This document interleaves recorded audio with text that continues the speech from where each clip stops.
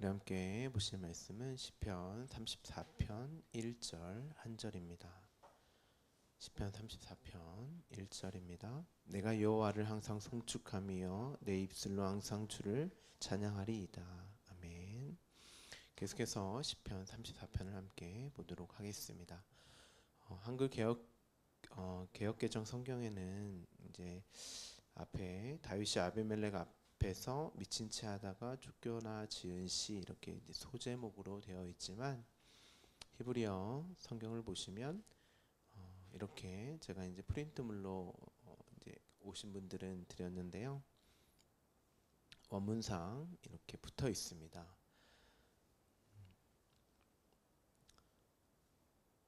여기서의 아비멜렉은 사무엘상 21장에 등장하는 가드 왕 아기스로 보는 것이죠. 맞습니다. 가드는 블레셋 지역으로, 아기스는 아비멜렉 왕의 이름입니다. 그런데 이 에피소드는 아기스 왕으로부터 주어지는 위험, 곧 다윗이 자신의 인생을 살아가면서 세상 속에서 경험되고 겪게 되는 어려움을 하나님의 도움으로 극복하게 되었다, 하나님이 도와주셨다에 초점이 있는 것이 아니라고 말씀을 드렸습니다.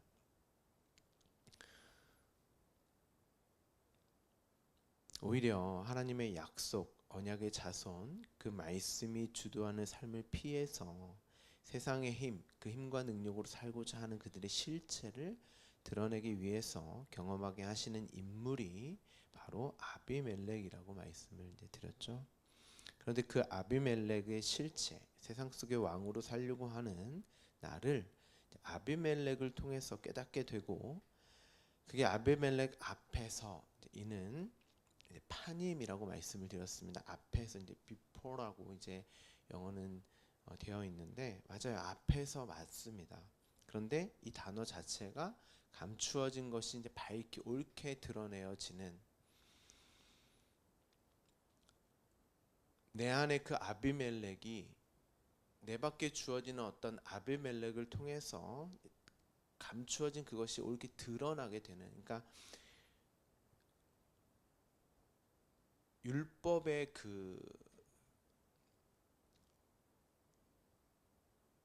그게 율법의 역할이잖아요. 그렇죠?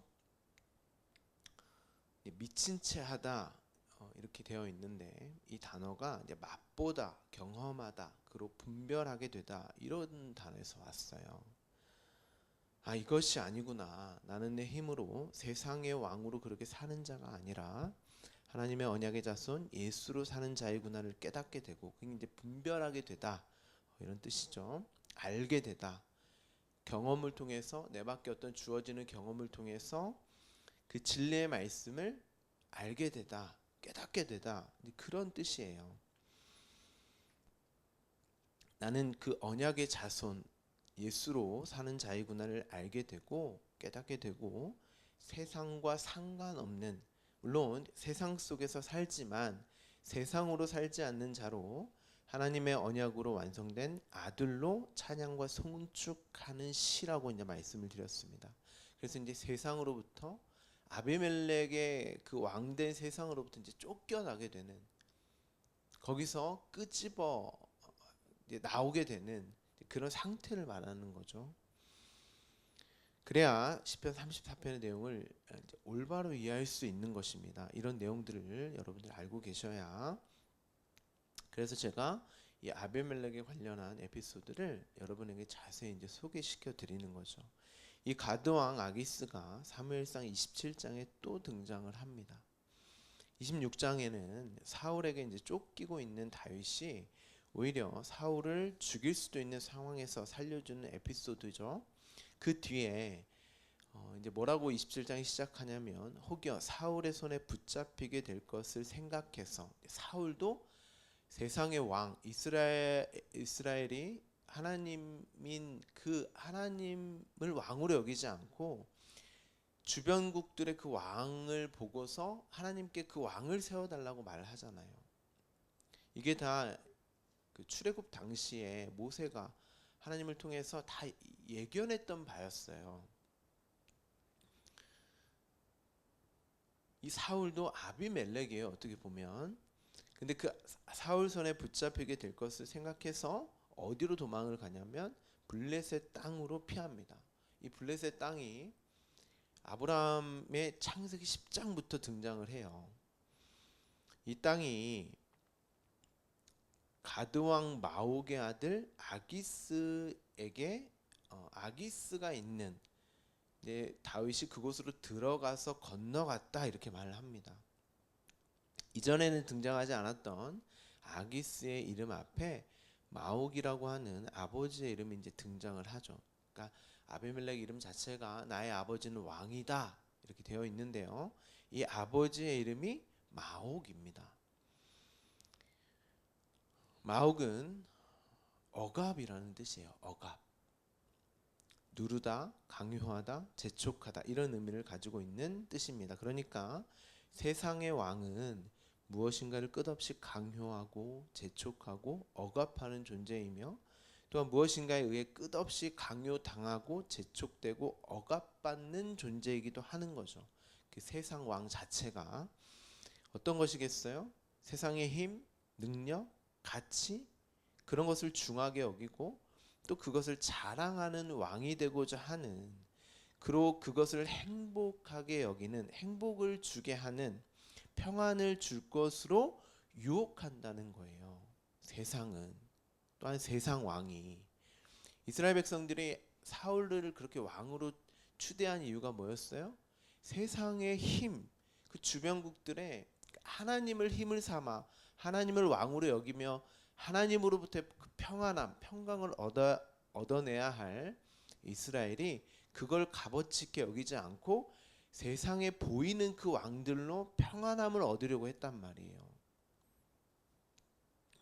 그런데 이런 아기스 왕이 다윗을 믿고 다윗을 자신의 영원한 부하가 되리라고 생각했다 이렇게 성경은 이야기합니다. 사무엘상 27장 12절이죠. 우리 함께 읽어볼까요? 아기스가 다윗을 믿고 말하기를 다윗이 자기 백성 이스라엘에게 심히 미움을 받게 되었으니 그는 영원히 내 부하가 되리라고 생각하니라. 다윗이 사울을 피해서 도망간 곳이 아기스, 그 블레셋 땅이고 그 세상 왕이 지배하는 땅. 그런데 이 세상 왕은 이러한 다윗을 억압하고 재촉하고 강요하는, 그로 자신의 부하로 끌어들이려고 한다는 거예요. 다윗이 사울을 피해서 도망간 곳이 바로 블레셋 아비멜렉 땅, 마옥의 아들인 아기스의 지배를 받는 곳이었죠. 근데 사울도 마찬가지였어요. 그래서 자기 백성 이스라엘에게 심히 미움을 받게 되었다. 왜냐하면 그 당시에 이스라엘은 사울의 지배 아래 있었거든요. 근데 결국 피신한 곳이 여기였단 말이에요. 이 말은 다윗 또한 이러한 세상 아래에 살면서 이것들로 안전함을 도모하며 추구했다는 그런 말이에요. 그래서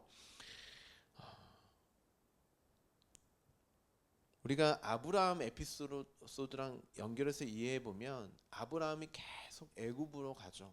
거기 아내도 팔고, 그리고 또 아비멜렉 이 블레셋 땅으로 또 가요. 거기서도 아내를 팝니다. 왜 그렇습니까? 그 하나님의 언약을 붙들고 살아야 할 아브라함이 그곳으로 안전함으로 여기지 않고 자꾸 세상의 왕 애굽이나 아비멜렉의 지배 아래에 들어가서 그것들을 추구하고 안전함, 그걸 생각했다는 거예요. 다윗이 왜 사울을 살려주었습니까? 정말 사울을 하나님의 기름 부은 자, 왕으로 생각해서 살려준 거예요? 100번 양보해서 그렇다고 치더라도 만약 이러한 선한 행위가 다윗 자신이 사유된 선함으로 비롯된 일이라면, 그렇죠? 만약 그것이 다윗의 성숙과 자라남, 다윗이 사유하여 겉으로 표출된 선한 행위라면 밧세바를 취하고 우리아를 죽이는 일을 해서는 안 되는 거죠. 오히려 하나님은 이러한 다윗의 가면과 위장되고 포장된, 스스로까지 속이려고 했던 그 내재된 죄, 그게 율법 아래에 있는 다윗의 상태였잖아요. 그것이 아비멜렉, 또 때로는 애굽의 것을 취하여서 자신의 왕담을 추구하려고 하는 그 인간들의 가면과 그리고 포장과 위장됨이란 말이에요.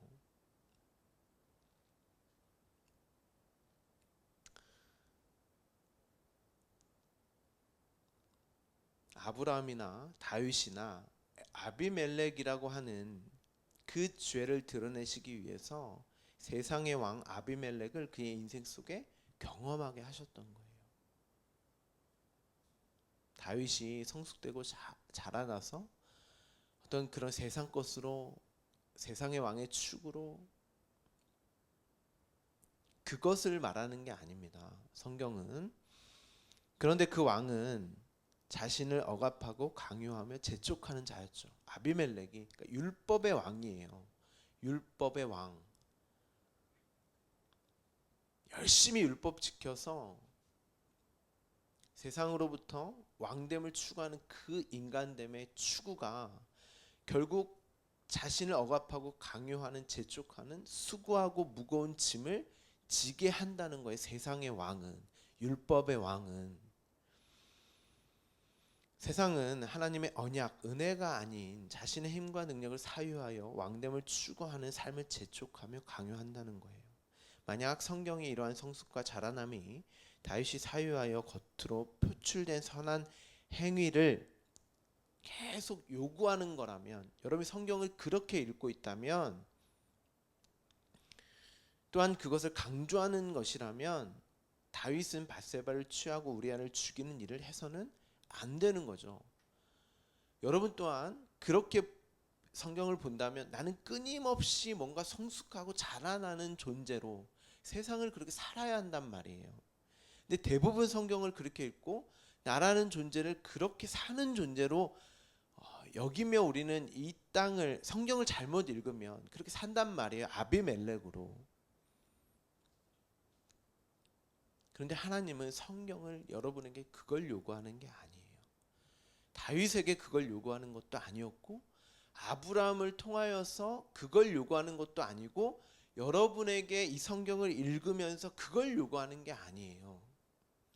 하나님은 다윗을 통해서 너는 언약의 자손, 말씀, 은혜로 내 자녀가 된 것이다를 설명하기 위해서 그의 무기력함과 무력함을 드러내며 하나님의 언약의 성취와 완성, 곧 너가 나의 자녀가 되는 것은 너의 성숙과 자라남이 아니라 예수 그리스도를 통한 은혜로 구원받는 자라는 것을 우리아의 죽음으로 깨닫게 하셨던 거예요.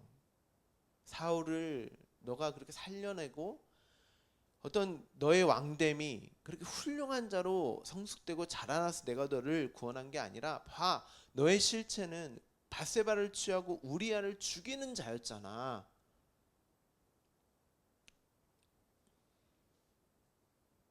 그렇기 때문에 예수 그리스도를 모형하는 우리아를 아비멜렉의 죽음과 연결하여서 성경이 기록하고 있는 거예요. 그래서 요압 장군이 다윗이 보낸 그 우리아를 아비멜렉이라고 한단 말이에요. 예수 그리스도 우리아가 아비멜렉이 되어 죽는 그 십자가로 나라는 죄인, 곧 아비멜렉인 내가 예수 그리스도와 함께 죽고 은혜로 살아나 구원받는 그 이야기, 우리아가 죽고 다윗이 살아나는, 곧 우리아의 아들인 그 한 아이가 죽고, 그렇죠. 그래서 마태복음의 그 족보에는 다윗이 빠져요. 우리아의 아내 밧세바의 자손이라고 한단 말이에요. 그럼 다윗은 거기서 어떻게 살아나는 거예요? 솔로몬으로, 그 언약의 자손으로 새로 살아나는 거예요. 그로 하나님과의 평강의 그 언약의 자손이 된단 말이에요, 다윗이. 아브라함도 마찬가지죠. 그가 엘리에셀이나 이스마엘 안 된다는 거예요. 너는 이삭으로 말미암아, 내 언약으로 말미암아 그로 살아난 그 자손이야. 네가 내 아들이야를 가르쳐주기 위해서 이삭, 그 약속의 말씀, 언약을 주셨단 말이에요.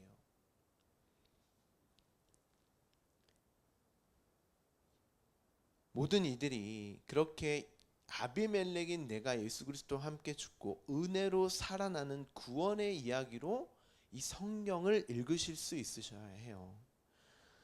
그래서 아브라함이 소돔과 고모라 그 심판의 현장을 경험했음에도 아비멜렉의 땅으로 내려갔던 것처럼, 그리고 거기서 아내를 팔아버리고 하나님의 언약을 믿지 않는 형편없는 모습을 보여줬던 것처럼, 다윗이 마치 사울을 살려주는 선한 일을 했음에도 아비멜렉 아기스 왕의 땅 블레셋으로 도망가는 내용이 이어지는 것이죠.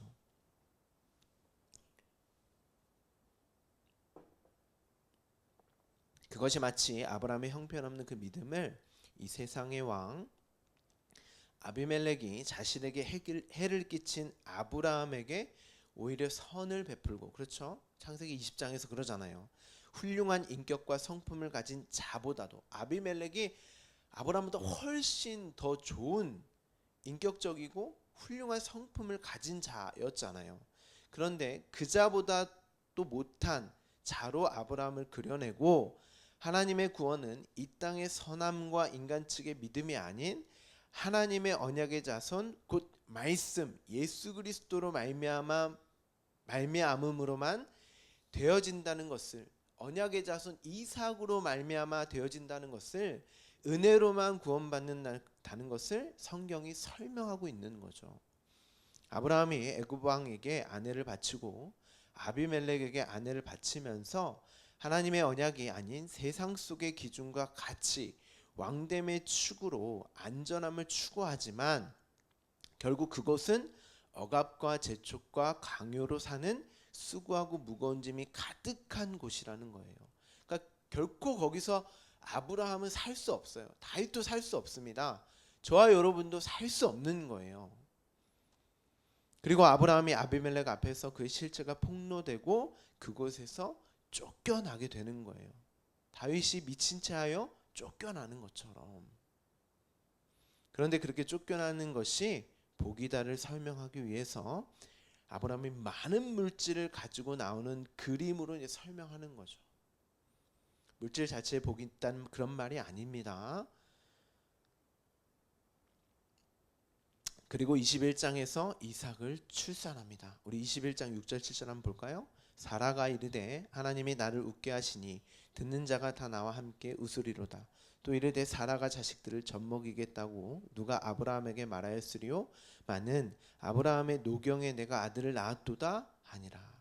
이게 찬송이고 송축함이란 말이에요. 나는 이렇게 믿지도 않고 하나님이 그 언약의 말씀을 붙들지도 않았어. 하나님이 가지 말라는 그것만 갖고 그렇게 형편없었어 나는. 그런데 하나님의 약속 언약으로 내가 아들을 낳았다라는 거예요. 언약이 이루어졌다는 거죠. 하나님의 은혜로, 하나님 측의 그 일로. 그리고 21장에 아비멜렉이 또 등장을 합니다. 창세기 21장 31절 34절 함께 볼까요? 이 두 사람이 여기에서 이렇게 맹세를 하였으므로 그곳을 브엘세바라고 한다. 그들이 브엘세바에서 언약을 세우며 아비멜렉과 그 군대 장관 비골은 떠나 블레셋 사람의 땅으로 돌아갔고, 아브라함은 브엘세바에 에셀 나무를 심고 거기서 영원하신 여호와의 이름을 불렀으며 그가 블레셋 사람의 땅에서 여러 날을 지냈더라. 아브라함이 이삭을 낳고 자신의 힘으로 생산해내었던 이스마엘과 하갈을 내쫓아요. 그게 21장에 오늘 읽은 본문 내용의 앞에 기록되어져 있습니다. 이것을 바울은 갈라디아서에서 율법과 언약으로 이야기를 해요. 우리가 21장 31절 34절 읽었는데 그 앞에 내용이 하갈과 이스마엘을 이제 쫓아낸단 말이에요. 근데 아브라함이 어떻게 이야기를 하는지 좀 긴데요. 함께 읽어볼게요. 율법 아래에 있기를 바라는 사람들이여 나에게 말해 보십시오. 여러분은 율법이 말하는 것을 듣지 못합니까? 아브라함에게 두 아들이 있었는데 한 사람은 여종에게서 태어나고 한 사람은 종이 아닌 본처에게서 태어났다고 기록되고 있습니다. 여종에게서 난 아들은 육신을 따라 태어났고 본처에게서 난 아들은 약속을 따라 태어났습니다. 이것은 비유로 표현한 것입니다. 그 두 여자는 두 가지 언약을 가리킵니다. 한 사람은 시내산에서 나설 종이 될 사람을 낳은 하갈입니다. 하갈이라는 것은 아라비아에 있는 시내산을 뜻하는데 지금의 에루살렘에 해당합니다. 지금의 에루살렘은 그 주민과 함께 종노릇을 하고 있습니다. 그러나 하늘에 있는 예루살렘은 종이 아닌 여자이며 우리의 어머니입니다. 성경에 기록하기를 아이를 낳지 못하는 여자여 즐거워하여라. 해산의 고통을 모르는 여자여 소리를 높여서 외쳐라. 홀로 사는 여자의 자녀가 남편을 둔 여자의 자녀보다 더 많을 것이다 하였습니다. 형제자매 여러분, 여러분은 이삭과 같이 약속의 자녀들입니다. 그러나 그때에 육신을 따라 난 사람이 성령을 따라 난 사람을 박해한 것과 같이 지금도 그러합니다. 그런데 성경은 무엇이라고 말합니까? 여종과 그 아들을 내쫓아라. 여종의 아들은 절대로 종이 아닌 본처의 아들과 함께 유업을 받지 못할 것이다 하였습니다. 그러므로 형제자매 여러분, 우리는 여종의 자녀가 아니라 자유를 가진 여자의 자녀입니다. 자, 사도 바울이 갈라디아서에서 이 내용을, 아브라함의 그 아들의 내용을 율법과 은혜, 언약의 내용으로 지금 말을 한단 말이에요. 성경은 구약과 신약을 전체적으로 볼 수 있어야 돼요. 성경은 성경으로 해석해야 돼요. 아브라함, 이 창세기 내용도 마찬가지입니다. 다윗의 내용도 다 마찬가지예요. 우리가 시편을 그 예수 그리스도의 그 십자가의 은혜, 언약의 말씀, 그 자손의 이야기로 볼 수 있어야 해요. 율법 아래에 있기를 바라는 사람들이요. 이게 무슨 말이겠어요? 야, 너희는 율법을 통해서 언제든지 세상의 왕됨을 추구하고 너희의 그 능력과 힘을 자랑하려고 할 거야. 나에게 말해봐. 정말 성경이, 율법이 말하는 것을 너희 듣고 있어? 그거야? 아니야. 은혜의 언약을 말하고 있잖아. 근데 왜 성경을 그런 식으로 보냐는 거예요, 사도 바울이. 이게 아비멜렉, 블레셋, 애굽 세상의 것들로 왕됨을 추구하는 그 사람들이란 말이에요. 너희는 율법의 그 말씀이 말하는 것을 못 듣고 있냐? 이 이야기가 무엇을 말하는지를 몰라? 사도 바울이 이렇게 말을 한단 말이에요. 제가 말하는 게 아니에요. 그러니까 절대 어떤 목사가 하는 말, 여러분이 상식으로 가지고 있는, 알고 있다는 그 내용을 다 일단 다시 한번 생각해 보셔야 해요. 성경을 읽으시고 성경으로 이해를 하셔야 합니다. 이스마엘은 육신을 따라 태어났고 이삭은 약속을 따라 태어났다. 이게 아브라함을 지칭하는 거죠. 이삭과 같이 약속의 자녀들이니까 사도 바울이 28절에서 여러분은 이삭과 같이 약속의 자녀들이다. 아브라함도 마찬가지예요. 이삭으로 낳아진 약속의 자녀를 설명하기 위해서 약속의 말씀을 이삭으로 준 거예요. 근데 이삭은 곧 아브라함이란 말이에요. 이게 어려우시죠? 이런 내용들이 이제 어려운 거죠. 이삭이 곧 아브라함이에요. 다윗이 곧 솔로몬입니다. 24절에 이것은 비유로 표현한 거다. 그래서 예수님도 이 땅에 계속 비유로 설명해 주셨어요. 무엇을 설명하기 위해서 이 이야기를 창세기를 통해서 역사 속에 그려놓고 우리에게 주어졌다는 거죠. 우리는 이 보이는 말씀을 통해서 보이지 않은 그 언약을 읽어낼 수 있어야 하는 거죠. 그 눈과 그 진리의 말씀이 나에게 주어졌다면, 그 성령의 말씀이 나에게 뚫고 들어와서 보여주셨다면, 이 두 가지 언약을 가리킨다. 어떤 언약이죠? 율법의 언약과 은혜의 언약. 그런데 사실 이 언약은 하나입니다. 그런데 율법이 담고 있는 그 내용으로 보지 못하고 육체, 곧 자신의 열심과 땀, 수고와 노력으로 행해버리면 그게 이스마엘을 낳는 것이고, 그럼 망하고 죽는 언약이 되는 거란 말이죠. 너희가 그 율법을 통해서 은혜를 알게 되면, 언약을 알게 되면 너희가 이삭으로 나아지는 거야. 은혜의 아들로 낳아지는 거지. 그래서 27절에 성경의 아들을 낳지 못하는 여자들이 그렇게 많이 등장을 하는 거란다. 세상의 남편이 아닌 하나님 예수 그리스도라는 신랑으로 신부인 너희가 언약의 씨를 받아서, 그러니까 말씀을 받아서 말씀이 주어지면 너희가 교회로 나아져서 일곱 촛대 일곱 등불 그 예수 그리스도와 연합된 교회로 나아져서 아들로 너희가 나아지는 거지. 그게 완성, 언약의 완성인 교회란다. 그래서 28절에서 너희가 이삭과 같이 약속의 자녀다, 아들이다. 그런데 뭐라고 하죠? 29절에 그때 육신을 따라 난 사람이 성령을 따라 난 사람을, 그렇죠, 성령으로 완성된 교회를 박해하는 것과 지금도 그러하다. 이게 우리가 요한계시록에서 계속 보고 있는 내용이에요. 그럼에도 그 세상의 가치와 기준으로 살지 말고 쫓아내라. 율법을 쫓아내라.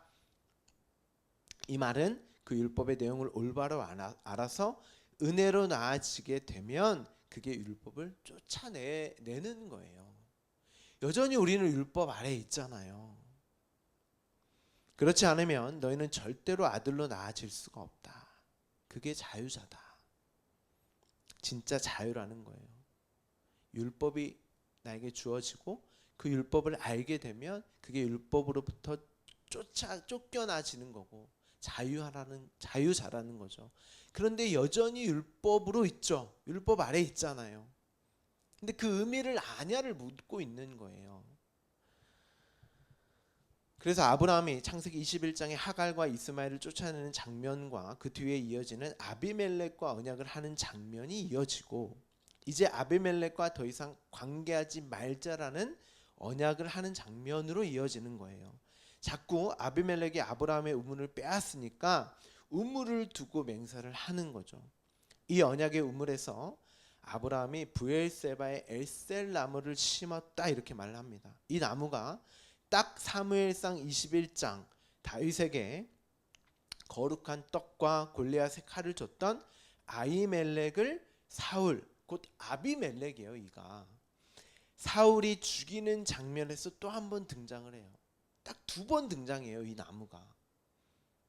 앞서 바울은 육으로 난 자들이 성령으로 난 자들을 박해한다고 그렇게 말을 했죠. 그 이야기를 하고 싶은 거예요. 아브라함도 세상으로부터 박해를 받는다는 거예요. 그런데 이 우물의 뜻이 언약, 약속, 맹세의 우물이에요. 그러니까 언약이 주어진 자들은 그렇게 세상으로부터 박해를 받게 되고, 아브라함, 다윗, 저와 여러분도 그렇게 살게 된다는 거죠. 이 세상 속에서 자기 십자가를 지는 삶, 그리고 결국 십자가에 매달려 죽는다는 거예요. 그래서 이 우물의 이름이 브엘쉐바. 브엘쉐바는 7번 말하다. 7번은 언약의 수죠. 완성의 수. 언약의 기둥에 매달려 7번 말하다. 예수 그리스도가 내가 다 이루었다. 언약을 다 이루었다. 맹세의 우물, 이런 뜻이에요. 결국 언약의 우물에 의해 아브라함이 거기에서 세상 속에서 십자가에 매달려 죽는다라는 거예요. 어떻게요? 아브라함이 블레셋 족속의 땅에 여전히 있잖아요. 세상 속에 있단 말이에요.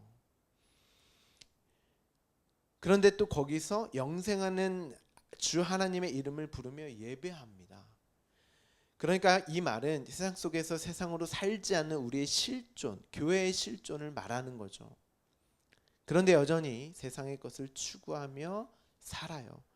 그렇기 때문에 세상으로부터 억압도 받고 강요도 재촉도 당하면서 때론 내가 그 짓을 하면서 산단 말이에요. 여전히 세상과 싸워서 진단 말이에요. 그런데 맹세가, 언약이 주 하나님의 이름을 부르는 예배자로 우리를 살게 한다는 거죠. 그래서 사도 바울이 내가 십자가에서 그리스도와 함께 매달려 죽었다, 찬송한다, 그래놓고 그러나 내가 여전히 이 육으로 그렇게 산다라고 고백을 하잖아요. 마음으로는 하나님의 그 말씀을 예배하지만 육으로는 여전히 그렇게 그 율법의 말씀으로 산다. 오라 공고한 이 사망의 몸에서 누가 나를 건져내랴. 그 맹세가, 언약이 하나님의 이름을 부르는 예배자로 자기를 이끈다는 거예요. 지속적으로 아비멜렉이 나를 폭로하시고 나는 하나님의 약속, 언약, 은혜가 아니면 안 되는 존재구나. 그래서 예수 그리스도가 십자가에 매달려 죽으신 것이구나. 그리고 결국 그 블레셋 족속의 땅에서 나와서 아브라함이 어디로 갑니까? 모리아 산으로. 그래서 창세기 22장에 모리아 산, 이삭과 함께 모리아 산으로 가는 장면이 이어지는 것입니다. 그렇게 죽는 거예요. 왜요? 하나님의 자녀 아들로 나아지는 삶이기 때문에. 그게 여러분은 정말 이 삶을 보고 가고 계십니까?